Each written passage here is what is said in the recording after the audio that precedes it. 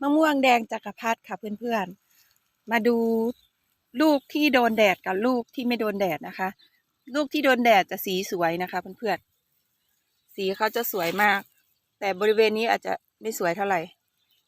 ว่าเป็นแผลเนี่ยค่ะสีจะสวยมากพอลูกที่ไม่โดนแดดเลยนะคะมาดูนะคะตัวเดียวกัน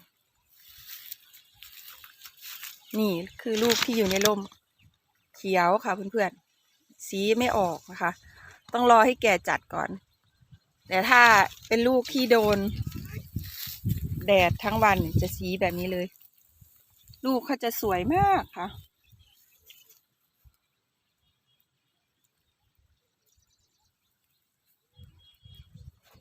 พามาดูนะคะความแตกต่างระหว่างลูกที่โดนแดดกับลูกที่ไม่โดนแดดสำหรับมะม่วงแดงจักรพรรดิค่ะเพื่อนๆ